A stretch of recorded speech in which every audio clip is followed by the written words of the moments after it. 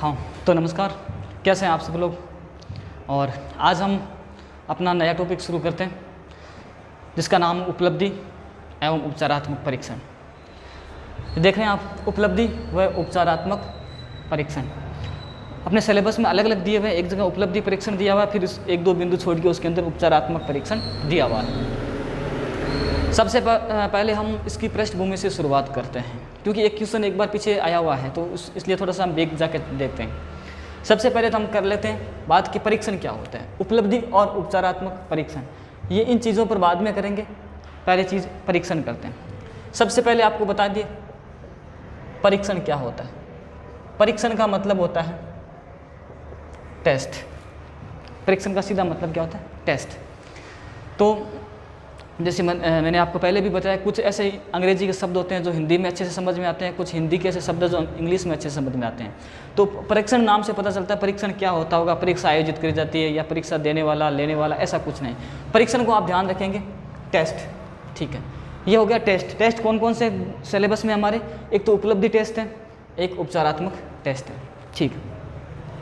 अब इसका हम थोड़ा सा बैकग्राउंड में जाते हैं। क्यों जाते हैं? क्योंकि एक बार एक क्वेश्चन पूछा गया है और इसमें क्या हुआ था कि ये एक तरफ से दिए हुए थे, उनको सुमेलित करने के लिए कहा गया था कि निम्नलिखित में से सुमेलित कीजिए।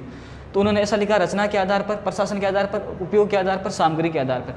फिर इनको उन्होंने ऊपर नीचे कर दिया, जैसे सामूहिक को ऊपर दे दिया, मानकीकृत को नीचे दे दिया, नैदानिक को यहाँ दे दिया, शाब्दिक को यहाँ दे दिया, और इस तरह से करके उन्होंने ये क्वेश्चन पूछ लिया था। तो थोड़ा सा हम बैकग्राउंड से शुरुआत करते हैं, इसके जीरो लेवल से। परीक्षण होता है, जो टेस्ट होता है, वो चार तरह से क्रम से है। हालांकि ये इसमें कई छोटे मोटे रूप और हैं, तो आपकी किताबों में मिल जाएंगे, लेकिन मैं एक बार मोटे मोटे बता देता हूँ कि जो टेस्ट लेने का तरीका होता है वो चार तरह से होता है। पहला टेस्ट होता है निर्माण या रचना के आधार पर, इसमें मानकीकृत और अमानकीकृत, आगे बहुत डिटेल्स चर्चा करेंगे। प्रशासन के आधार पर टेस्ट होता है, तो उसमें सामूहिक या व्यक्तिगत, उद्देश्य या उपयोग के आधार पर होता है तो नैदानिक और उपचारात्मक, और सामग्री के आधार पर होता है तो शाब्दिक और अशाब्दिक। अपना जो सिलेबस में है, एक तो है उपचारात्मक परीक्षण, ये है। इसके अलावा ये जो मानकीकृत और अमानकीकृत है, ये उपलब्धि परीक्षण का ही रूप है। ये जो दो रूप, हम इससे मानकीकृत और अमानकीकृत रूप से हम जो टेस्ट करवाते हैं तो हमें एक उपलब्धि हासिल होती है, इसलिए ये किसके रूप माने जाते हैं? उपलब्धि परीक्षण। आया हुआ क्वेश्चन है एग्जाम में, उपलब्धि परीक्षण कितने प्रकार का होता है? आपका उत्तर होगा दो प्रकार का। कौन कौन सा? मानकीकृत और अमानकीकृत। सॉरी, आ लिख दिया मैंने, हाँ, अमानकीकृत, मापीकृत और अमापीकृत, है ना। इसके अलावा ये अध्यापक निर्मित, ये आगे चर्चा करेंगे इसकी, तो ध्यान रखेंगे। निर्माण और रचना के आधार पर ध्यान रखना है दो प्रकार, मानकीकृत और अमानकीकृत, ठीक है। तो क्या कर रहे हैं, दो प्रकार से हम ये जो दो टेस्ट लेंगे, ये जो दो तरह से हम लेंगे, तो उससे हमें एक बालक की उपलब्धि का पता चलेगा, तो इसलिए ये उपलब्धि परीक्षण है। तो ये दोनों महत्वपूर्ण है, ये हमारे सिलेबस में दोनों है। प्रशासन के आधार पर ये अलग से नहीं दिया गया हमें कि सामूहिक और व्यक्तिगत परीक्षण के बारे में बताना है, सिलेबस में नहीं है। और नहीं आपको शाब्दिक और अशाब्दिक के बारे में, मनोविज्ञान में है लेकिन अपने शिक्षण विधि वाले मेथड में नहीं है। नैदानिक नहीं है लेकिन उपचारात्मक है, तो उपचार पढ़ने के लिए नैदानिक पढ़ना जरूरी है, ठीक है। अलग से नाम लिखा हुआ है, एक तो उपचारात्मक का अलग नाम लिखा हुआ है, एक उपलब्धि परीक्षण का अलग नाम लिखा हुआ है। तो हमने इसलिए हेडिंग हमारी यही है, उपलब्धि व उपचारात्मक परीक्षण।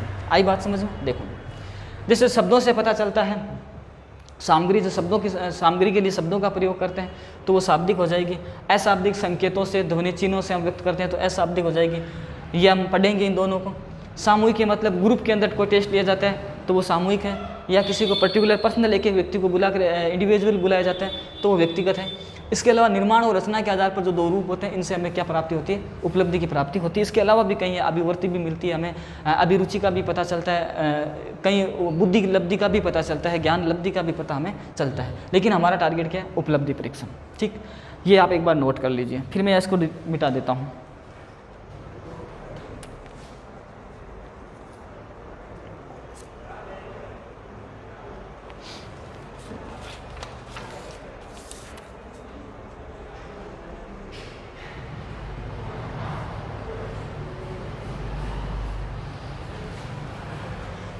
तो देखो भाई, सबसे पहले हम परीक्षण से बात कर ली। परीक्षण का पहला भेद मानकीकृत और अमानकीकृत। रचना के आधार पर, प्रशासन के आधार पर हम बात करें तो सामूहिक और व्यक्तिगत, उद्देश्य या उपयोग के आधार पर बात करें तो नैदानिक और उपचारात्मक, और सामग्री के आधार पर, या कोई ये अलग से पूछ सकते हैं आपको, सामग्री के आधार पर, सामग्री नाम आते हैं, ध्यान रखना, अशाब्दिक और शाब्दिक।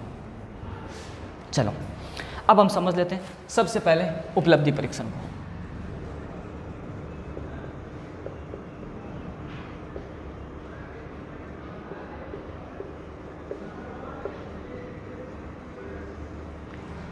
उपलब्धि परीक्षण क्या होता है? उपलब्धि परीक्षण होता है दो तरह से, ठीक। इसकी परीक्षाएं दो तरह से होते हैं, इनके टेस्ट दो तरह से। परीक्षण नाम मत लो, इसकी जगह टेस्ट नाम याद रख लो। उपलब्धि टेस्ट है वो दो तरह से होते हैं।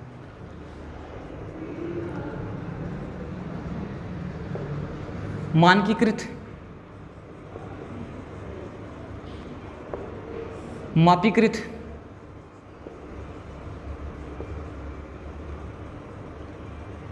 प्रामाणिकृत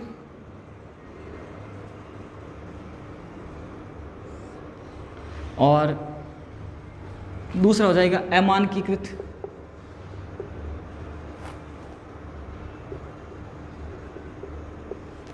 ये मापीकृत है, अमापीकृत और अप्रमापित।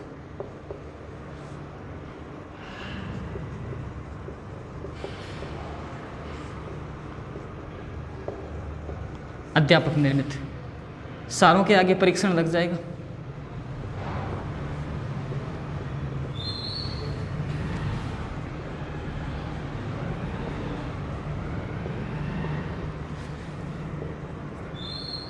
ये अदर नाम है इनके, ये दो प्रकार है, इनके नाम है अदर।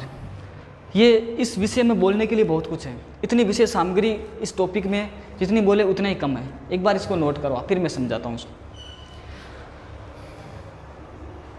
हाँ चलो, अब इसमें क्या करना है आपको? उपलब्धि परीक्षण दो तरह से होते हैं। पूछ लिया जाएगा आपको उपलब्धि परीक्षण कितने प्रकार के होते हैं, आपका उत्तर होगा दो प्रकार का। पहला होगा मानकीकृत, अमानकीकृत, और मापीकृत, अमापीकृत, प्रमाणीकृत, अप्रमाणिक। अप्रमाणिक और अध्यापक निर्मित, और इसको कर सकते हैं बोर्ड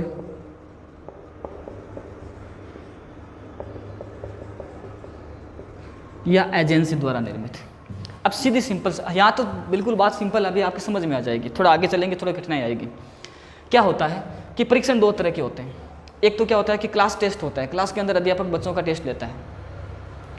जैसे एक पार्ट पढ़ाया और उसका टेस्ट हो गया, दूसरा पार्ट पढ़ाया उसका टेस्ट हो गया। गणित के अंदर एक प्रश्नावली पढ़ाई, 1.2 तक पढ़ा दी तो 2 प्रश्नावलियों का टेस्ट हो गया। ये अध्यापक निर्मित है, ये बिंदु ध्यान रखना, ये क्या है? अध्यापक निर्मित है। और मानकीकृत जो होता है वो क्या होता है? कोई बोर्ड या एजेंसी निर्भर करती है, बोर्ड या एजेंसी। जैसे RBSE है, CBSE है, या जितने भी बोर्ड है, UGC है, ये जो टेट करवाने वाली एजेंसियां हैं, कंपटीशन कराने वाली एजेंसियां हैं, तो ये जो भी बोर्ड या एजेंसी अपना टेस्ट करवाती है वो मानकीकृत है। अब ये अमानकीकृत कैसे है? क्योंकि इनके जो परिणाम आते हैं वो वैध होते हैं, विश्वसनीय होते हैं।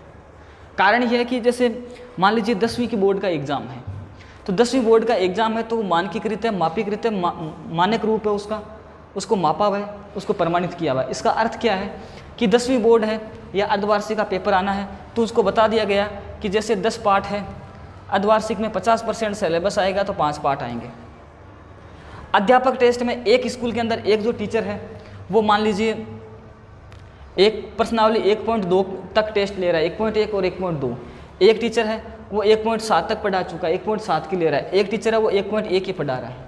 अगर एक साथ अध्यापक द्वारा निर्मित परीक्षण है और उसको एक साथ पूरी स्कूलों में लागू कर दें तो मान लीजिए एक स्कूल में उतना सिलेबस हुआ ही नहीं है, दूसरी स्कूल में उससे ज़्यादा हो गया, तीसरी स्कूल में वहीं तक नहीं हुआ है, तो कहने का अर्थ क्या हुआ? ये अध्यापक निर्मित है। अध्यापक अपने हिसाब से निर्मित कर, जितना उसने क्लास में पढ़ाया है उसके बेस पे करता है वो, अर्थात वो अप्रमापित है, वो अप्रमापीकृत है। इसके अलावा हम कह सकते हैं ये अमानकीकृत है, उनका मानक रूप नहीं है। क्लास में टेस्ट लिया और उसको रिजल्ट बता दिया उसी समय, ना तो उसका कोई हमें मार्कशीट देगा टीचर, जबकि उसकी मार्कशीट आएगी। सफलता और असफलता इस पर निर्भर करेगी, इसमें कुछ निर्भर नहीं करेगी। अब इसमें थोड़ा ये मान लीजिए कि ये वेद है, ये वेद है, वह विश्वसनीय है। ये जो अध्यापक निर्मित है ये वेद वह विश्वसनीय नहीं है। देखो वेद और विश्वसनीय क्यों नहीं है? क्योंकि न तो उसने कोई उद्देश्य निर्धारित किए, ना ही उसने कोई ब्लूप्रिंट के आधार पर टेस्ट लिया। उन्होंने अपनी जो निरंतरता बनाई रखी है उसी बेस पे उन्होंने टेस्ट लिया है। अब कैसे नहीं है कि मान लीजिए मैं हिंदी की बात करूं तो स्वर संधि पढ़ा दी गई है, व्यंजन संधि पढ़ा दी गई है और विसर्ग संधि पढ़ा दी गई है, या हम ऐसे कह सकते हैं कि संधि पढ़ा दिया गया है और समास पढ़ा दिया गया है। संधि और समास दोनों पढ़ा दिए गए हैं। अब एक बच्चा ऐसा है जिसको समास बहुत अच्छे से आते हैं, संधि नहीं आती। अब क्लास टेस्ट लेगा, पूरा का पूरा टेस्ट किस पे हुआ? संधि पे हुआ। अब संधि के मान लीजिए 50 प्रश्नों का टेस्ट पर उसके 7 नंबर आए, लेकिन समास के अंदर उसका टेस्ट अच्छा हुआ, 50 में से 42 नंबर आ गए उसके, क्योंकि उसको समास का टॉपिक अच्छा आता है, संधि का नहीं आता। अब एक बच्चा है जो संधि के अंदर 50 में से मान लीजिए 42% सही कर रहा है और समास में वो 50 में से 40 ही किया। हालांकि संधि समास ज़्यादा आते हैं, संधि आती है तो समास भी उसको ज़्यादा आता है, लेकिन यहाँ से उसके 2 नंबर कम हो गए और यहाँ इसके देखिए कितने एक साथ बढ़ गए। तो ये अध्यापक निर्मित है, एक विशेष क्षेत्र के अंदर नहीं लिया गया, एक टॉपिक विशेष पर लिया गया।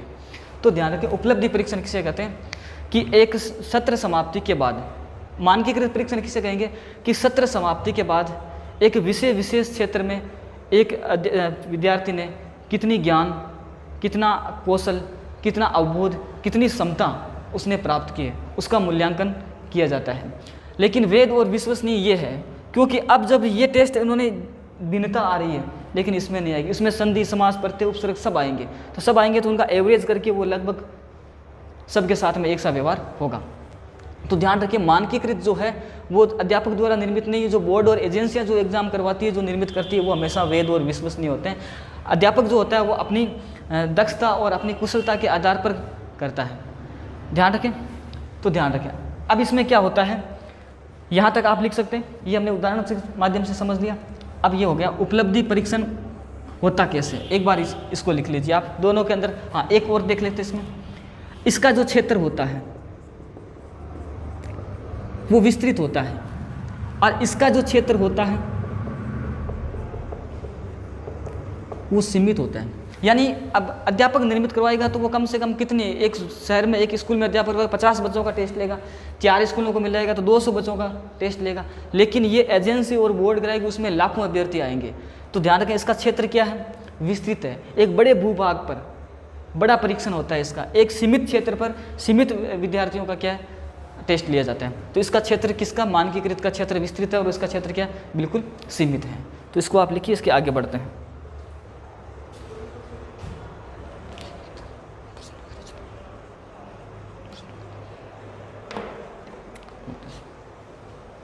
यहां मैं लिख देता हूं, तब तक आप लिखूं।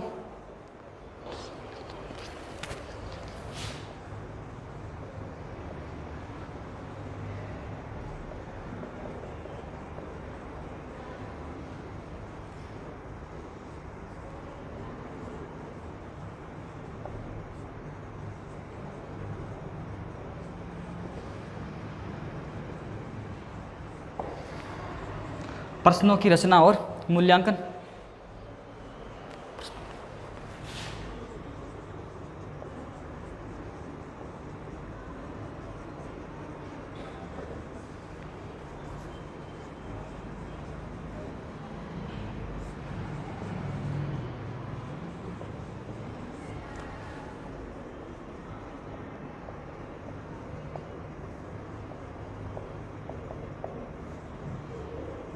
उपलब्धि परीक्षण के चरण, ये एग्जाम में क्वेश्चन पूछ लेंगे आपसे कोई न कोई। ये मिटा देता हूँ, आपका ये हो गया।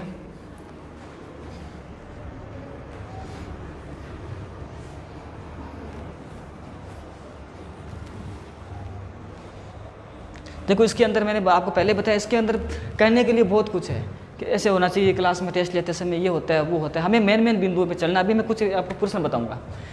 उपलब्धि परीक्षण तो करता है तो कैसे किया जाता है, जब मापीकृत और अमापीकृत की बात कर ले तो सबसे पहले क्या होता है, उनके उद्देश्यों का निर्धारण करना होता है कि किन उद्देश्यों को लेकर। उपलब्धि परीक्षण का पहला ही चरण है किन उद्देश्यों को लेकर वो उपलब्धि परीक्षण करवा रहा है। उसके ज्ञान का उद्देश्य कितना हुआ, सफल हुआ, अवबोध का उद्देश्य कितना सफल हुआ, कौशल का उद्देश्य कितना सफल हुआ, आपका ज्ञान उपयोग कितना हुआ, ज्ञान का अवबोध कितना हुआ। तो उद्देश्यों का निर्धारण करना, कोई ना कोई टारगेट है, कोई ना कोई पर्पज़ है पढ़ाने वाले का। अगर पर्पज़ नहीं, उद्देश्य निर्धारण नहीं करना है उसे, तो लास्ट में वार्षिक परीक्षा करवाने की ज़रूरत कहाँ है एजेंसी को। क्लास टेस्ट से पता चल जाएगा, क्लास टेस्ट से पता चल जाएगा। हमने देखा कि कोई 7वीं क्लास नॉन कॉलेज है, नॉन बोर्ड क्लास की जो कक्षाएं हैं 7th और 9th, तो वहाँ पे क्या अमापीकृत अध्यापक निर्मित टेस्ट होते हैं, तो वहाँ पे क्या होता है कि 96, 97 तक नंबर आ जाते हैं। लेकिन जब 8वीं क्लास बोर्ड में जाता है या 10th क्लास बोर्ड में जाता है तो हम देखते हैं 82, 79, 72 यहाँ रह जाते हैं, है ना। तो कहने का मतलब क्या, उद्देश्यों का निर्धारण उसको सबसे पहले करना होगा। उसके बाद में क्या करेगा, वो प्रश्नों की रचना करेगा। प्रश्नों की रचना और मूल्यांकन कैसे करेगा? प्रश्नों की रचना और मूल्यांकन, प्रश्नों की रचना और मूल्यांकन करते समय एक विशेष बात को ध्यान में रखेगा। वो ऐसे ध्यान रखेगा, आगे बताएंगे उसका, इसकी डिटेल में बाद में दूंगा एक बार। फिर करेगा वो प्रश्नों को लागू, कि चलो ये प्रश्न हमें देने हैं बच्चों को। लागू करने का अर्थ क्या है कि जैसे मान लीजिए एक पार्ट के अंदर 10 पेज है, सपोज कीजिए एक पार्ट में 10 पेज है, एक पार्ट है जिसमें 2 पेज है, एक पार्ट है जिसके अंदर 5 पेज है, इकाई यूनिट में बांट लिया पार्ट को। एक में 10 पेज है, एक में 2 पेज है और एक में 5 पेज है, ठीक। एक पार्ट है जिसमें 1 ही पेज है। अब मान लीजिए 4 ही पार्टों में से, अब 4 पार्टों में से 40 नंबर का पेपर बनाना उसे, तो प्रश्नों की रचना कैसे करेगा?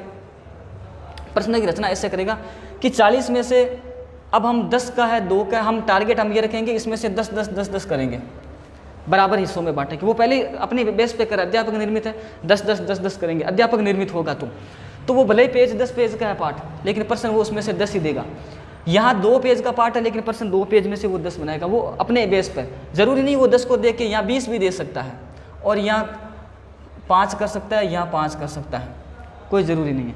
लेकिन चाहे अध्यापक निर्मित होगा तो वो क्या करेगा कि जहाँ इतना बड़ा पार्ट है इसमें से हम ज़्यादा क्वेश्चन दे देते हैं, ये छोटा है इसमें से कम दे देते हैं, या इस मान ले कि चारों में से बराबर दे दें, फर्क क्या पड़ता है, पार्ट तो बराबर ही पढ़ाए हैं सब में। तो ये क्या होता है, प्रश्नों की रचना करता है वो, फिर प्रश्नों को लागू करता है, यानी टेस्ट लेता है बच्चों से कि लो भाई ये प्रश्न है। अब लागू कैसे करता है, रचना कैसे करता है, इनमें से ये देख लेगा ये बड़ा है, ये छोटा है, इसमें से 5 नंबर के प्रश्न बनते नहीं है, तो एक काम करो इसमें से एक निबंधात्मक 1 ही दे दो, इसमें से निबंधात्मक 5 नंबर का 1 ही दे दो, एक नंबर के 5 बन नहीं रहे। तो वो इसी तरह से प्रश्नों की रचना करेगा और उनका मूल्यांकन करते हुए उन प्रश्नों को क्या कर देगा, तीसरे चरण में लागू कर देगा, टेस्ट लेना शुरू कर देगा। लास्ट में क्या करेगा, प्रश्न विश्लेषण। ये बिंदु थोड़ा महत्वपूर्ण है। सीधा क्वेश्चन इसमें पूछते हैं कि भाई प्रश्न विश्लेषण का क्या तात्पर्य है। आपको ध्यान रखना, प्रश्न विश्लेषण का तात्पर्य ये है कि 10 प्रश्न उन्होंने टेस्ट में दिए या 100 क्वेश्चन टेस्ट में दिए, 100 प्रश्न एक टेस्ट में दे दिए 100 प्रश्न। अब उन्होंने ये देखा कि 100 में से 2 प्रश्न ऐसे थे, 2 प्रश्न ऐसे थे जो किसी भी विद्यार्थी के सही नहीं थे, 100 प्रश्न ऐसे थे जो किसी भी विद्यार्थी के सही नहीं थे।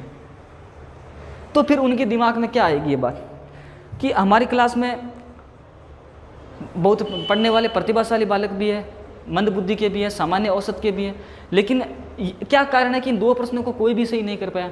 इसका मतलब अध्यापक ने जो टेस्ट बनाया है उसकी कठिनाई का स्तर ज़्यादा था। तो वो ध्यान रखेगा कि आगे वाले टेस्ट में हमें कठिनाई का स्तर थोड़ा कम लेना है, कोई भी बच्चा नहीं कर पाया।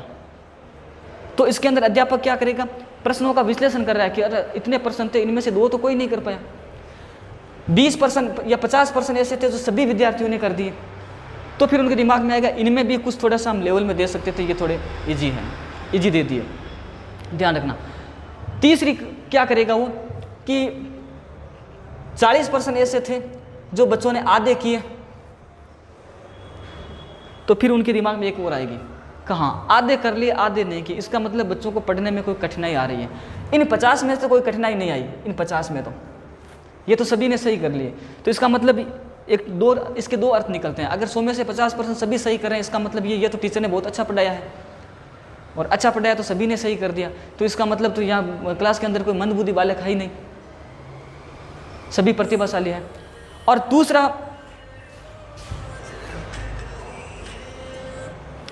दूसरा उनका रीजन बनता है कि 2% कोई भी नहीं कर रहा है, इसका मतलब हमारी कठिनाई का स्तर थोड़ा ज़्यादा था, इसको थोड़ा कम करना है। तीसरा इसका कंडीशन बनता है 40 क्वेश्चन वाले। 40 क्वेश्चन वाली कंडीशन जब बनेगी तो वो दिमाग में लाएगा अच्छा ये कठिनाई आ रही है इनके, तो चाहे कठिन प्रश्नों की वजह से कठिनाई आए, चाहे आधे प्रश्न कर रहे हैं, यानी पेपर में जो जो उनकी कठिनाई आई है उनका वो विश्लेषण करेगा कि अच्छा ये कठिनाई है। उनका विश्लेषण करते समय वो 3 स्टेप से गुजरेगा।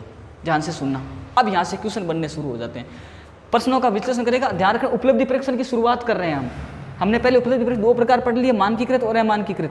दोनों रूपों में उद्देश्यों का निर्धारण करता है, प्रश्नों की रचना और मूल्यांकन करता है, प्रश्नों को लागू करता है और फिर प्रश्नों को विश्लेषण करते समय उसको पता चलता है कि कौन बच्चा किस स्थिति में है, कौन बच्चा कितना कर पा रहा है, कितनी अचीवमेंट कितनी ले पा रहा है, कितना अचीवमेंट उनको नहीं मिल रहा है, क्या प्रश्नों की कठिनाई का स्तर ज़्यादा था, क्या बच्चों का ध्यान पढ़ते समय कम रहा, क्या हमने ज़्यादा इजी क्वेश्चन दे दिए। तो इजी क्वेश्चन वाले में तो कोई बाधक नहीं आ रही, पठार नहीं आ रहे हैं, उनमें बाधक किस में आ रहे हैं, जो वो 40 बच्चे जो आधे आधे करें, तो वो क्या करेगा, 3 स्टेप से गुजरेगा, ध्यान रखना। अब एक बार आप ये लिख लीजिए चारों पाँचों, फिर मैं तीनों स्टेप बताता हूँ।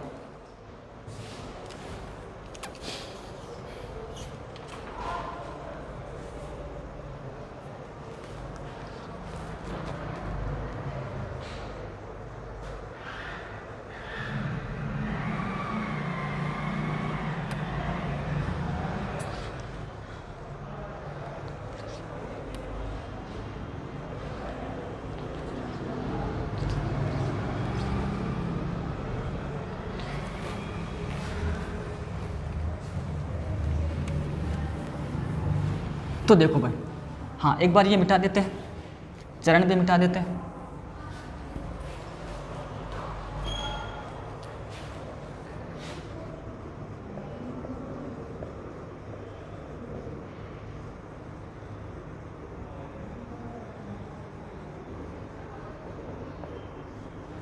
उपलब्धि परीक्षण,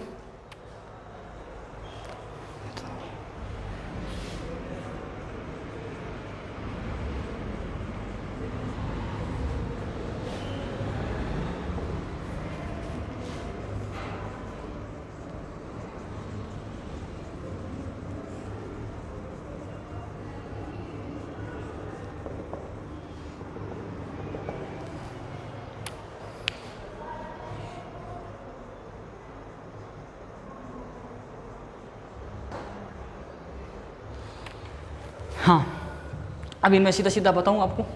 उपलब्धि परीक्षण, जहाँ हमने बात की थी उपलब्धि परीक्षण चारों चरणों से गुजरा, तो उसके सामने उसकी मार्कशीट आ गई बच्चे की। आगे बात समझ में, ये अध्यापक निर्मित है तो भी उसके सामने उसका रिजल्ट शीट तैयार होगी, और बोर्ड एजेंसी द्वारा निर्मित है तो उसका तो देखो परिणाम अगली क्लास में आएगा, लेकिन फिर भी क्लास टेस्ट में उसका अचीवमेंट कैसे देखते हैं। उपलब्धि परीक्षण की सामने आए तो पहला चरण क्या हो जाएगा, उपलब्धि परीक्षण में हम क्या लिखेंगे बताओ, देखें, है ना। तो उपलब्धि मतलब रिजल्ट, आप ये मान लो रिजल्ट, उपलब्धि देखकर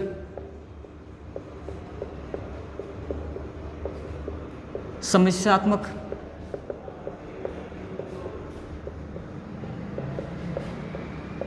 बालकों की पहचान करना। अब वो उपलब्धि देखकर समस्यात्मक बालकों की, तो उपलब्धि देखकर समस्यात्मक बालकों की क्या करेगा, वो पहचान करेगा। कैसे करेगा कि लगेगा कि भाई ये बच्चा, ये 20 बच्चे हैं जो वो 20% सही नहीं कर पाए जो बाकी सभी के सही है ना।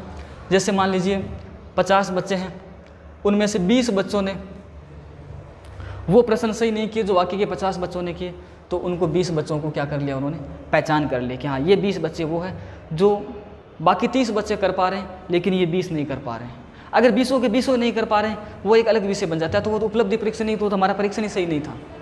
अब 20 बच्चों में से 50 में से 20 नहीं कर पा रहे, 30 कर पा रहे हैं, 50 में से 45 कर पा रहे हैं, 5 नहीं कर पा रहे हैं, 50 में से 49 कर पा रहे हैं, 1 नहीं कर पा रहा है, तो भी उपलब्धि देखी जाएगी और समस्यात्मक बालकों की पहचान, पहला कार्य क्या है, पहचान की जाएगी कि हाँ भाई ये बालक जो है इनकी दिक्कत है, ठीक। उसके बाद में होता है उसका निदानात्मक प्रश्न। निदानात्मक प्रश्न क्या होगा,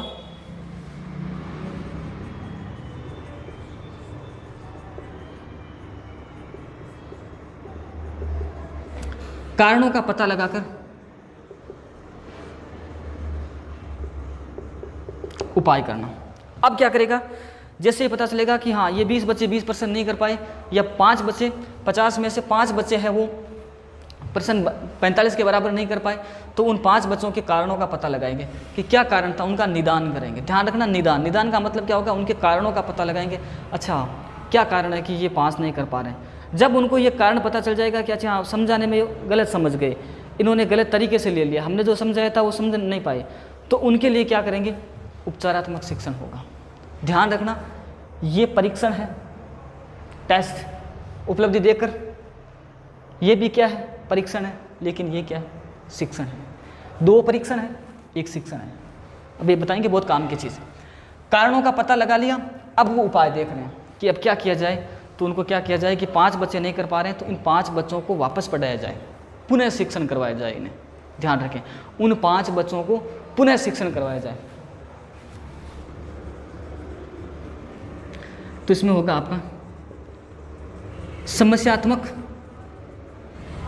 बालकों को पुनः शिक्षण करवाया जाए। देखो, ये वो बिंदु है जहाँ से बड़े क्वेश्चन बनते हैं। देखो कैसे बनते हैं, 2-3 तरीके बताता हूँ, आप समझेंगे इस बात को। अब क्या होता है, हाँ ये उदाहरण लेते हैं। 50 बच्चे थे, उनमें से 49 बच्चों ने वो रिजल्ट दिया है जो अध्यापक चाहता था, लेकिन एक बच्चा ऐसा है जो वो रिजल्ट नहीं दे पाया, उसको वो उपलब्धि, उसको वो अचीवमेंट नहीं मिला जो अन्य को मिला है। तो अब यहाँ अध्यापक की जिम्मेदारी बनेगी कि उस एक बच्चे को, ध्यान रखें, उस एक बच्चे को क्या करवाएं, पुनः शिक्षण करवाएं। ये होता है उपचारात्मक शिक्षण। ठीक, अभी समझेंगे, 2-3 तरह से समझेंगे, आप समझोगे इस बात को। अब एग्जाम में क्वेश्चन किस किस तरह से आए हो मैं बता देता हूं। उपलब्धि परीक्षण में 2% बालक समस्यात्मक बालक रहे। ध्यान रखना, उपलब्धि परीक्षण में 1%, 2%, 3%, 4% या 5%, जितने भी हैं, 15%, जितने भी माने, आधे बच्चे मान लें। उपलब्धि परीक्षण में 5% बालक हैं, वो क्या है, समस्यात्मक बालक रहे। तो क्या आगे का शिक्षण कितने बालकों का करवाया जाएगा। अब क्वेश्चन, बड़े क्वेश्चन कैसे बनते हैं। एक कक्षा में 50 छात्रों को, ध्यान से सुनना, ये क्वेश्चन सीटेट में आते हैं ऐसे क्वेश्चन। एक कक्षा में 50 छात्रों का उपलब्धि परीक्षण करवाया गया। उपलब्धि परीक्षण करवाया गया, जिनमें 6 बालक समस्यात्मक रहे, जिसमें 6 बालक क्या रहे, समस्यात्मक रहे। तो शिक्षण में,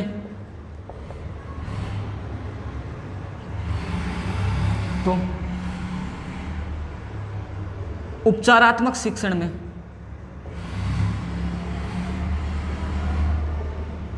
कितने बच्चे होंगे।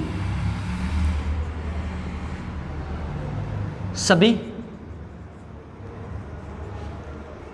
आधे,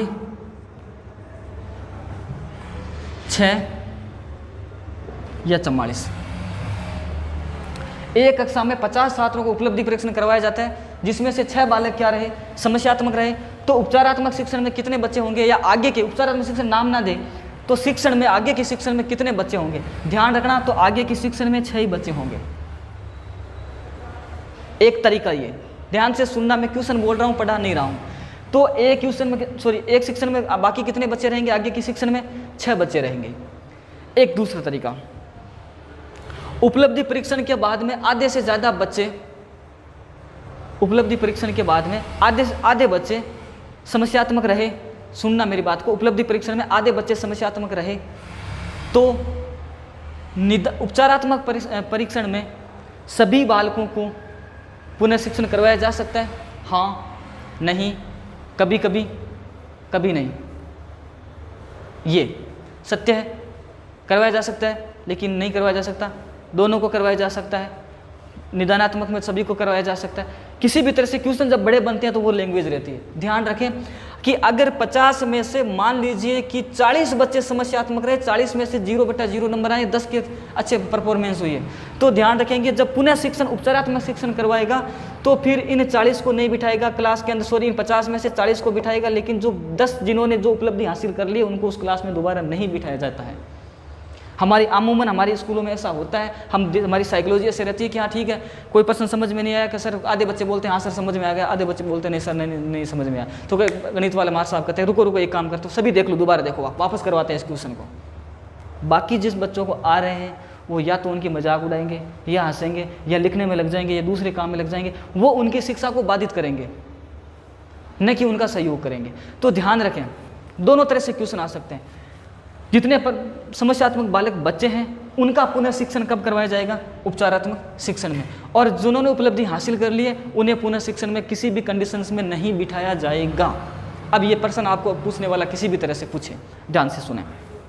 एक बात और, अब क्या होता है कि जैसे ये उपलब्धि परीक्षण हो गया, उनको पुनः नहीं बिठाया जाएगा, ये बात यहाँ तक क्लियर है।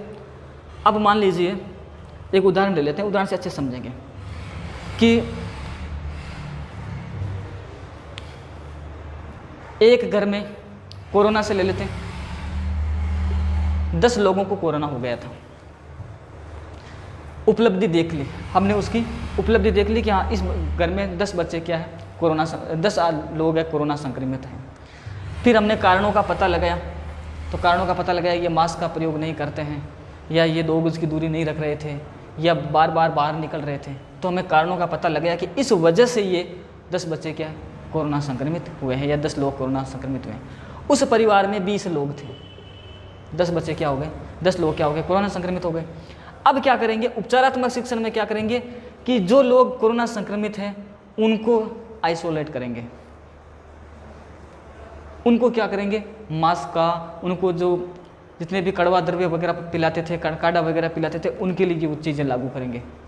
या कोरोना को छोड़ दिए, 20 लोग बीमार हैं, 20 में से 10 नहीं है, 50-40 में से घरवाले, एक परिवार है 40 लोग हैं, 40 में से 20 बीमार है, 20 नहीं है, तो 20 का कारणों का पता लगाएंगे और फिर उनकी क्या करेंगे, दवाई दिलाएंगे, इंजेक्शन लगाएंगे। अब ये तो नहीं कि अब देखो यही तरीका चल रहा है कि 50 बच्चे हैं, 50 में से 25 तो सही कर रहे हैं, अर्थात 25 का तो उपलब्धि ठीक है, 25 की नहीं है, यही कंडीशन मान लो कि 25 तो ठीक है, 25 ठीक नहीं है। अब ये ठीक किसी भी कंडीशन में हो सकते हैं, पढ़ाई में भी हो सकते हैं और बीमारी में भी हो सकते हैं। अब बीमारी में 25 तो ठीक है या पढ़ाई में ठीक है, तो अब जो 25 ठीक है उनको आगे पढ़ाने का कोई फ़ायदा नहीं है, अर्थात उन्होंने उपलब्धि हासिल कर ली है। 25 की बीमारी नहीं है तो उनको इंजेक्शन लगाने की ज़रूरत नहीं है कि नहीं एक बार सबके लगा दो, क्या पता उनको आगे बीमारी हो जाए, तो आगे बीमारी होगी तो और हो जाएगी वो तो। या एक क्रिकेट टीम में 11 खिलाड़ी हैं, एक क्रिकेट में 11 खिलाड़ी है, 10 खिलाड़ी बहुत अच्छा खेल रहे हैं, एक खिलाड़ी नहीं खेल रहा है, तो भी उनको पुनः शिक्षण, उसको नेट प्रैक्टिस करवाई जाएगी उससे कि नहीं 11 के 11 खिलाड़ी अच्छे खेलने चाहिए। ये नहीं कि एक को रहने दो भाई, नहीं, अगर एक भी बच्चा समस्यात्मक है तो उसका निदान करवाया जाएगा, उसका उपचार करवाया जाएगा, उसको नहीं छोड़ेंगे एक को भी। लेकिन बाकी अन्य के लिए ये चीज़ बाध्य नहीं है, वो बाकी अन्य बाध्य नहीं है। इससे अच्छा उदाहरण आप क्या समझोगे फिर? तो ध्यान रखें, 2 तरह से क्वेश्चन इसमें उपलब्धि परीक्षण में। पहले से उसका उपलब्धि देखेंगे कि हाँ इस टेस्ट में 10 में से मान लीजिए 3 बच्चे ऐसे हैं जिनके 3-3 नंबर आए हैं, बाकी के 9-9 9.5 आए हैं, तो समस्यात्मक बालक 3 की पहचान हो गई। पहचान होने के बाद उनके कारणों का पता लगाएंगे कि अच्छा उनका ये टॉपिक कमज़ोर था, चलो एक काम करो इनको अलग से पढ़ाओ। अब ये ज़रूरी नहीं है कि क्लास में जाके फिर सभी को पढ़ाएं, अमूमन ऐसा हमारे स्कूलों में होता है। तो हमारी साइकोलॉजी ऐसी है कि सभी को पढ़ा दे, क्या फ़र्क पड़ता है, उसमें ऑप्शन आता है कभी कभी, तो लगता है हाँ कभी कभी साथ में भी पढ़ा सकते हैं, कभी नहीं, उनको मत पढ़ाओ क्योंकि वो बीमार ही नहीं है, उनके इंजेक्शन मत लगाओ, क्योंकि वो क्रिकेट के अंदर हर बार अच्छा क्रिकेट परफॉर्मेंस कर रहे हैं, तो उनको क्यों पढ़ाया जा रहा है, या उनको क्यों बाद में नेट प्रैक्टिस की, जो एक कमज़ोर है उसके लिए करो। ध्यान रखें। तो उपलब्धि परीक्षण में क्या होगा, उपलब्धि देखी जाएगी, फिर उनका निदान में ध्यान रखना भाई, सिर्फ कारण का पता लगाएंगे बस, और इसके बाद में उनका पुनः शिक्षण, इसमें ध्यान रखना आपका पुनः शिक्षण होगा। लिख लो भाई ये, हाँ ये लिख लो आप।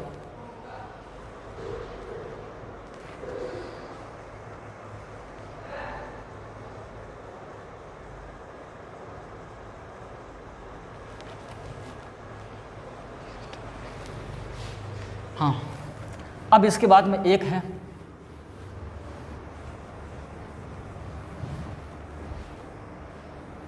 एक सूत्र है, जैसे हम बुद्धि लब्धि का सूत्र पढ़ते हैं तो एक ये भी पढ़ो भाई।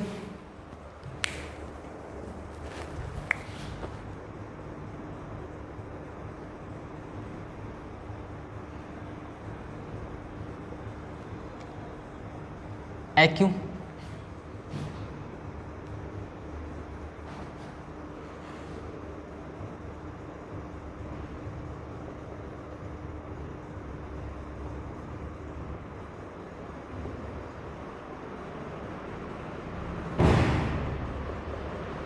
चलो ये लिखो आप, ये सूत्र है इसका।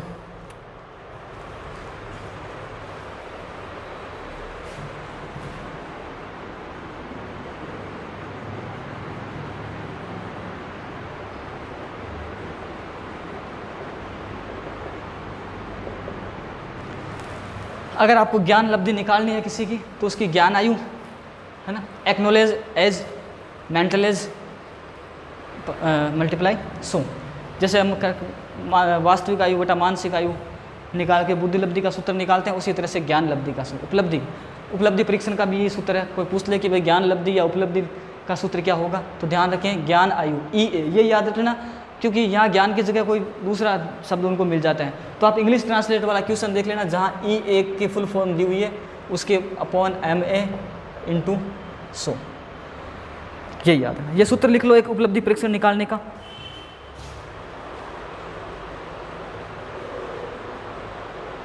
है ना, यहाँ ज्ञान आयु की जगह मान लीजिए शैक्षिक लब्धि भी कर सकते हैं, शैक्षिक आयु भी हो सकती है, एजुकेशन एज भी हो सकता है, एक्नॉलेज एज भी हो सकता है, मेंटल एज। तो आपको ध्यान रखना EA अपॉन MA, यहाँ नाम अलग अलग दे सकते हैं वो, लेकिन आपको ये ध्यान रख लेना EA अपॉन MA इंटू 100।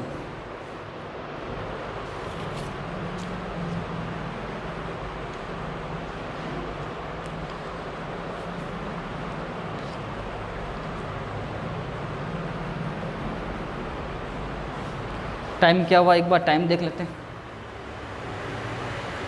हाँ, अब एक लास्ट बिंदु है इसका,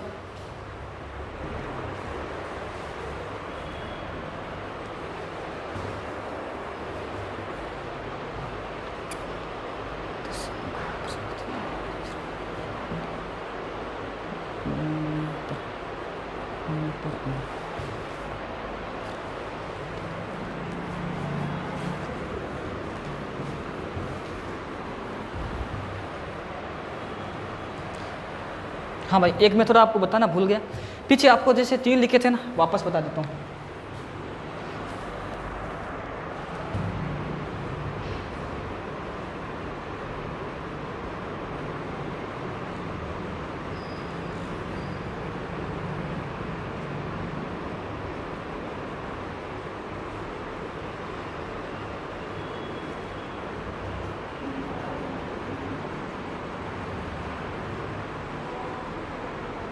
एक बार मैंने क्वेश्चन देखा था, क्वेश्चन आया हुआ था कि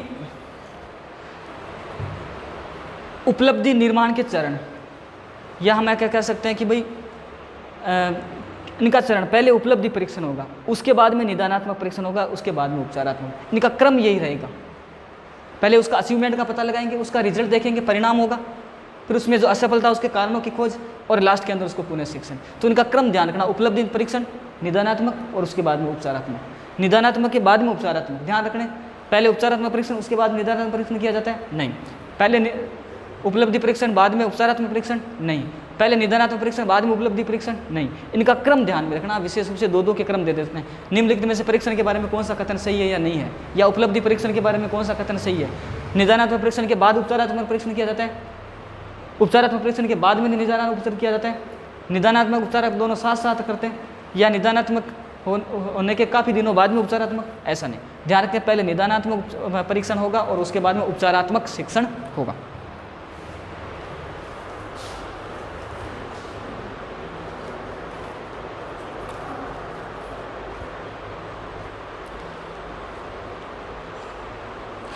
हाँ, एक क्वेश्चन और मैंने बता रहा था आपको कि अगर मान लीजिए 50 में से 50 बच्चों का टेस्ट लिया गया 10 नंबर का, और 50 में से 50 ही, यानी मान लीजिए 45 के तो 10 नंबर आ गए और 5 के 10 में से 9.5 आ गए, यानी लगभग हमारी उपलब्धि सही बैठी है अध्यापक की। ध्यान से सुनना, 50 में से 50 बच्चों का टेस्ट लिया गया, 10 नंबर का टेस्ट था, और 50 में से 40 ऐसे बच्चे थे जिनके तो 45 ऐसे बच्चे थे जिनके तो क्या हुआ 10 में से 10 आए और 5 ऐसे थे जिनके 9.5 आए थे, तो मतलब इनके भी 10 ही है। तो ध्यान रखें कि जहाँ उपलब्धि परीक्षण अध्यापक को लगे कि उसके बाद में निदानात्मक और उपचारात्मक की जरूरत नहीं है, अर्थात उपलब्धि परीक्षण संतोषजनक हो, उपलब्धि परीक्षण पूर्णतः सही साबित हो जाए, तो ऐसे परीक्षण को कहते हैं व्यावहारिक परीक्षण। ध्यान रखना भाई, ये भी क्वेश्चन आपको ध्यान से करना। व्यावहारिक परीक्षण किसे कहते हैं?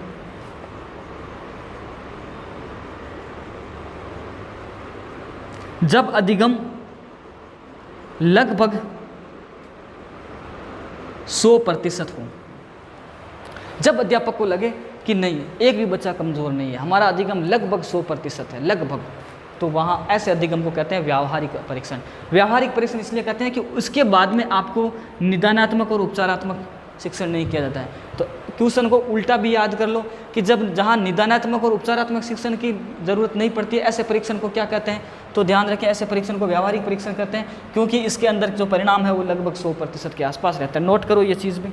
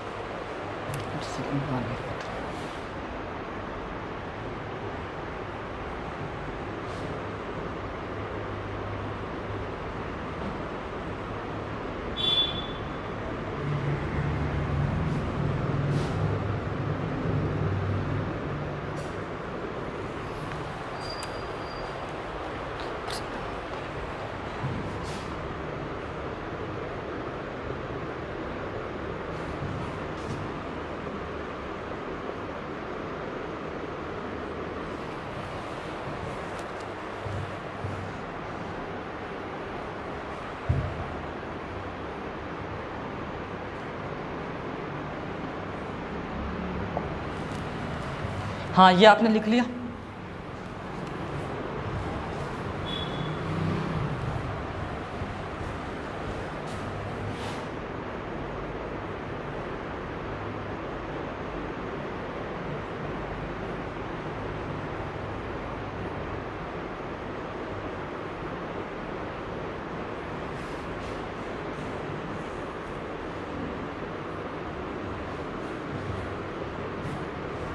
ये भी याद करना भाई, अच्छे से याद करना। अब जब उपलब्धि परीक्षण होता है सत्र के अंत में, या अगर प्रमाणीकृत होगा, मानकीकृत होगा, एजेंसी करवाएगी, बोर्ड करवाएगा, तो सत्र के अंत में होगा। शिक्षण कार्य पूरा होने के बाद में बच्चे की क्षमता, कौशल, ज्ञान का परख होगा। लेकिन अगर क्लास टेस्ट होता है तो अपने बिंदु के अंत में भी हो सकता है, शिक्षक निर्मित हो, प्रमाणीकृत हो। तो वो क्या टारगेट से करता है? प्रश्न पत्र का निर्माण। ध्यान रखना, प्रश्नों का निर्माण नहीं है, प्रश्न पत्र का निर्माण है। प्रश्न पत्र का पेपर कैसे बनाएगा, तो ये क्रम रहेगा। अब एग्जाम में क्या होगा, कैसे देंगे वो आपको? उद्देश्य अंक भार, नील पत्र, प्रश्न निर्माण, उद्देश्य के अंक भार, मूल्यांकन, अंक तालिका, फिर मूल्यांकन, प्रश्न निर्माण, नील पत्र, अंक तालिका, फिर सबसे पहले प्रश्न निर्माण या सबसे पहले मूल्यांकन, जो भी है इसके 4 ऑप्शन दे देगा अलग अलग आगे पीछे करके।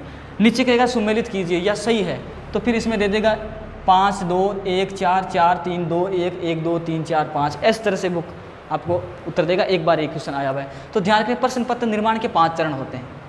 प्रश्न पत्र निर्माण के 5 चरण होते हैं। उपलब्धि परीक्षण के 4 चरण होते हैं। ध्यान से सुना, पीछे लिखा भी है हमने प्रश्नों का मूल्यांकन वगैरह करना, तो ध्यान रखें। प्रश्न पत्र बनाया सबसे पहले तो उद्देश्यों के अंक बाहर देगा। यहाँ थोड़ा ध्यान रखना, सबसे पहले उद्देश्य। हम क्या करते हैं कि हाँ भाई पेपर आ गया तो सबसे पहले पेपर ही बनाया है उसने। अरे सबसे प्रश्न पत्र तो 3 नंबर पे आता है। पेपर बनाने वाला सबसे पहले हजे से उठा के पेपर बनाना शुरू नहीं करता है, सबसे पहले उद्देश्य के अंक बाहर निर्धारित करेगा। कैसे निर्धारित करेगा अंक बाहर उद्देश्य के, तो ध्यान से देखें। अब कैसे करेगा कि हमने पढ़ा है बीएड के अंदर ज्ञान, अवबोध, कौशल, ज्ञानोपयोग, अभिरुचि, ये बिंदु ध्यान में करेगा। ये बिंदु ध्यान में करके ये उद्देश्य, ये 5 उद्देश्य निर्धारित कर लिए, 2 3 4 ये 5 उद्देश्य निर्धारित करके उनके अंक बाहर निर्धारित करेगा कि ज्ञान के, तो ज्ञान से संबंधित हमें 10 क्वेश्चन देने हैं, अवबोध से 5 देने हैं, कौशल से 7 देने हैं, ज्ञानोपयोग के 3 देने हैं और अभिरुचि के 5 देने हैं। 10, 15, 7, 22, 3, 25, 5, 30। हमें 30 क्वेश्चन देने, एक क्वेश्चन 2 नंबर का रखना है, हमें 60 नंबर का टेस्ट लेना है, या एक क्वेश्चन हमें 5 नंबर का रखना है, हमें 150 नंबर का टेस्ट लेना है। तो यहाँ कोई भी तरीका नहीं है, प्रश्न का बात ही नहीं है। अभी क्या हुआ, जो उद्देश्य थे उनके अंक बाहर निर्धारित किए हैं। ज्ञान से, बिल्कुल ज्ञान से संबंधित 10 क्वेश्चन होने चाहिए। अवबोध, उनको जानने के लिए, नॉलेज के लिए 5 क्वेश्चन। अवबोध का मैं क्वेश्चन बता देता हूँ कि जैसे अपने कह सकते हैं कि भाई ऐसा कौन सा जिला है जिसकी आकृति अर्धचंद्राकार है। अब वो ज्ञान से संबंधित प्रश्न नहीं है, वो अवबोध कि आप जानते कितना, मानचित्र के बारे में आपका नॉलेज कितना है, तो वो अवबोध से संबंधित है। इसी तरह से कौशल से संबंधित स्किल से पूछ लेते हैं, ज्ञान का उपयोग वो कैसे कर रहे हैं वो पूछ लेते हैं, कि यदि आपको वो कौन सा किला है जहाँ जाने के लिए आपको पास में NH, या वो कौन सा दर्रा है जिसके जाने के लिए NH 8 से या NH 12 से गुजरना पड़ेगा, तो वो हमारे ज्ञान का उपयोग कर रहा है कि उसको ज्ञान का कितना नॉलेज है। अभिरुचि, इसमें रुचि कितनी प्रकट कर रहा है ना। जैसे कोरोना वायरस सबसे पहले कहाँ फैला था, या कोरोना वायरस की रोकने के उपाय, तो वो क्या करेगा, उसकी रुचि जागृत करेगा बच्चे की, हाँ ये रुचि इसके अंदर है, ये रुचि इसके अंदर थी। तो कहने का मतलब ये कौशल पहले जो है, उद्देश्य जो इसके 5-6 होते हैं उनके अंक बाहर निर्धारित करेगा। दूसरे सिस्टम पर आएगा नीलपत्र। ये नीलपत्र से शायद सब लोग जानते हैं। ब्लूप्रिंट होता है, 10th का भी होता है, 12th का भी होता है, हमारे एग्जाम का भी होता है। ब्लूप्रिंट में क्या होता है, ब्लूप्रिंट ऐसे होता है कि जैसे 5वां पाठ है, पहला पाठ, दूसरा पाठ, तीसरा पाठ, चौथा पाठ, 5 पाठों का टेस्ट लेना है। तो ब्लूप्रिंट रखेगा, पहले पाठ में से तो हमें लघुत्तरात्मक देना है, दूसरा पाठ छोटा है उसमें से निबंधात्मक देना है, तीसरा पाठ है उसमें से रिक्त स्थान वाले देने हैं, चौथा पाठ है उसमें से अति लघुत्तरात्मक देने हैं, 5वां पाठ है उसमें से सत्य असत्य देने हैं। ये क्या ब्लूप्रिंट है, नील पत्र दे देगा उनको। तो बच्चा क्या करेगा, नील पत्र, बच्चों को नहीं पता, टीचर क्या करेगा जब पढ़ाएगा तो वो नील पत्र का देखेगा कि हाँ दूसरे पाठ में से निबंधात्मक प्रश्न आएगा। तो हमें बच्चों को ऐसे पढ़ाना है कि दूसरे पाठ में से छोटे प्रश्न नहीं याद करवाने, दूसरे पाठ में से थ्योरी के 5-4 प्रश्न करवाने अपने टेस्ट के अंदर। फिर उसको देखेगा कि यहाँ सत्य असत्य, तो 5वें पाठ में से लाइनों में से ज़्यादा बच्चों को करवाने हैं। आ रही बात समझ में। उसका क्या ब्लूप्रिंट, ये हर एजेंसी ब्लूप्रिंट देती है। पहले हमारे स्कूलों का भी पास में ब्लूप्रिंट होता है, 10th के सिलेबस के अंदर दिया हुआ रहता है कि अलंकार आएगा, अलंकार 2 नंबर के आएंगे, ये अलंकार है, छंद है, ये शब्द शक्ति है, ये आएंगे, उस पार्ट में से निबंधात्मक आ रहा है, उस पार्ट में से लघुत्तरात्मक आएगा। तो ऑटोमेटिक क्या हो जाता है, वो ब्लूप्रिंट दे देते हैं। अब वो क्या करेगा, उद्देश्य के अंक बाहर निर्धारित करके उस ब्लूप्रिंट को देख कर अब वो क्या करेगा कि जो लघुत्तरात्मक प्रश्न जो दिया है, अर्थात सत्य असत्य वाला जो क्वेश्चन दिया है, वो उसने क्या दिया है, कौशल से संबंधित क्वेश्चन दिया है। तो कौशल से संबंधित 7 क्वेश्चन देने हैं, एक क्वेश्चन 5 नंबर का, तो 35 नंबर कौशल से आ रहे हैं। तो वो 7 क्वेश्चन किसके देगा, सत्य और असत्य से देगा, क्योंकि उसके उत्तर हाँ या ना में सत्य या गलत में आ सकता है, और वहाँ पे क्या कौशल सा प्रयोग हो सकता है। तो ध्यान दें, यहाँ क्या करेगा, अब यहाँ से प्रश्न निर्माण की प्रक्रिया शुरू होगी। पहले उद्देश्य निर्धारित कर दिए, उसके बाद में उसने ब्लूप्रिंट तैयार हुआ, ब्लूप्रिंट तैयार होते ही उस ब्लूप्रिंट और उद्देश्य के बेस पर वो क्या करता है, प्रश्न निर्माण करता है। प्रश्न बन जाने के बाद में उस बच्चे की क्या आ जाती है, अंक तालिका, अर्धवार्षिक की अंक तालिका आ गई। फिर वो मूल्यांकन करेगा कि अच्छा ये बच्चा इसमें कमज़ोर है, ये बेस इसका कमज़ोर है, मैथ और इंग्लिश में तो बहुत ज़्यादा कमज़ोर है। तो वो क्या करेगा, अर्थात मूल्यांकन जब वो कर रहा है, इसका मतलब क्या है, यहाँ तक उस बच्चे की क्या आ चुकी है, उस बच्चे का उपलब्धि परीक्षण हो चुका है। मूल्यांकन के समय वो नैदानिक परीक्षण करेगा, अच्छा यहाँ ये कठिनाई, ये मूल्यांकन में पता चलेगा कि हाँ इसमें कमज़ोर है, इसमें कमज़ोर है, और मूल्यांकन के बेस पर ही वो वापस उपचारात्मक शिक्षण करवाएगा, अर्थात पुनः शिक्षण करवाएगा। किसको करवाएगा, सभी को नहीं, किसको करवाएगा, जो समस्यात्मक है। क्या उसमें बाकी के भी बैठ सकते हैं बच्चे, नहीं बैठ सकते। ध्यान दें, तो ये क्रम याद रखना है। सबसे पहले हम क्या कर देते हैं, अब वो कर देता है प्रश्न निर्माण, पहला ऑप्शन ये दे दिया, फिर उसके आगे कर देते हैं उद्देश्य के प्रकार, फिर कर सकते हैं नील पत्र, फिर कर देते हैं अंक तालिका, फिर मूल्यांकन। मूल्यांकन तो हमारे दिमाग में रहता है, लास्ट में होता है, लेकिन प्रश्न निर्माण वाला पहले आते हैं दिमाग में रहता है। प्रश्न निर्माण करेगा तो फिर उसके उद्देश्य पता चल जाएंगे कि ये उद्देश्य पूरे हो गए। उसके बाद में वो पेपर रिजल्ट निकालने से पहले उसकी कच्चा रिजल्ट, कई लोग ऐसा समझते हैं कच्चा रिजल्ट निकालते हैं, उसका ब्लूप्रिंट तैयार कर लेते हैं, फिर उसकी मार्कशीट आ जाती है। ऐसा नहीं है, सबसे पहले उद्देश्य का अंक बाहर निर्धारित होगा, फिर नीलपत्र होगा, उसके बाद में प्रश्न निर्माण होगा, और उसके लास्ट में अंक तालिका, और अंत में मूल्यांकन। ये चीज़ नोट करो। इसके बाद में आपको 2-4 क्वेश्चन करवा देता हूँ।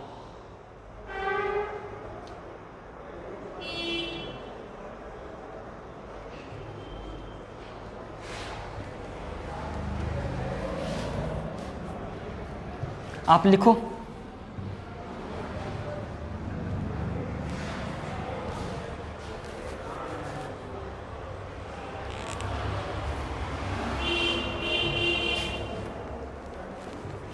क्वेश्चन है एक,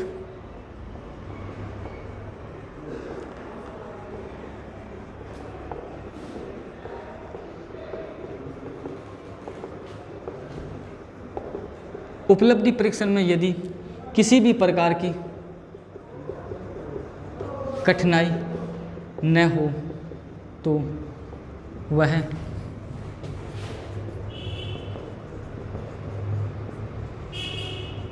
विशेषता कहलाती है। वैधता,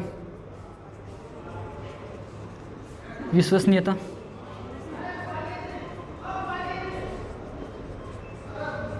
व्यावहारिकता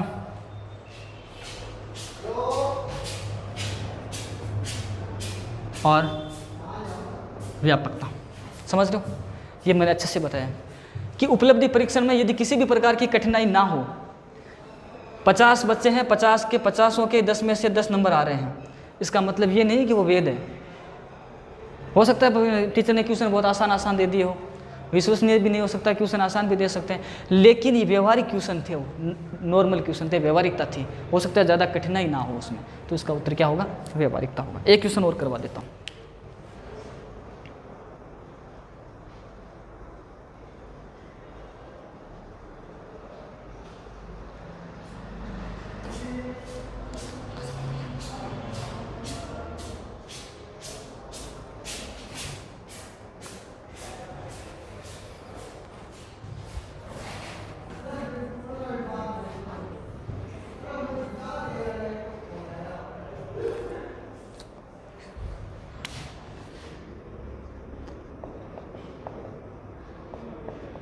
उपलब्धि परीक्षण का ये आए हुए क्वेश्चन है, आराम से देख।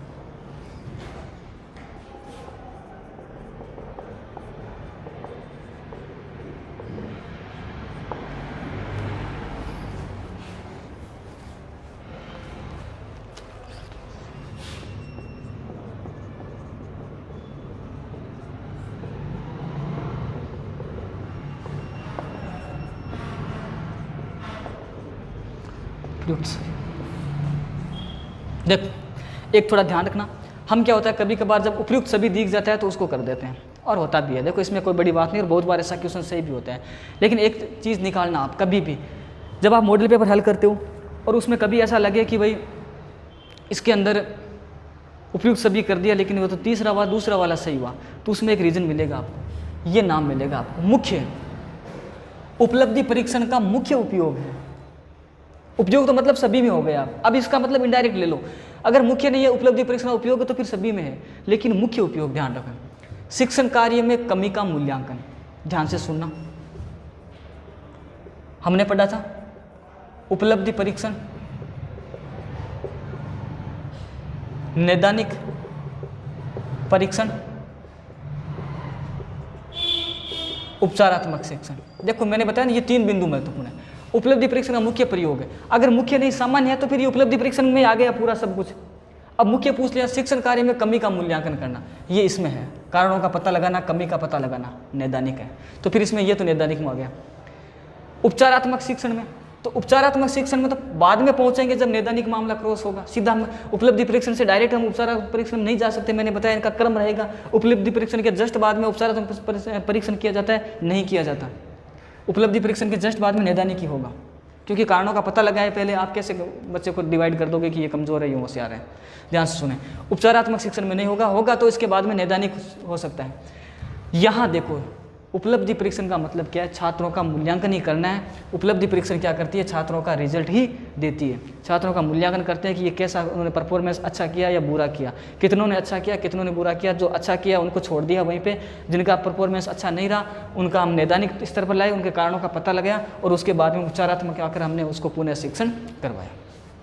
समझ गए। तो यहाँ हर जगह उपयुक्त सभी वाला जहाँ मामला हो तो प्रश्न में एक बार देख ले, किसी एक मुख्य को तो नहीं बताया गया है, क्योंकि मुख्य आ जाएगा तो फिर सभी मुख्य नहीं हो सकते, एक ही होगा। ये देखो सभी मुख्य हो सकते हैं लेकिन ज़्यादातर कंडीशन ऐसी बनती है।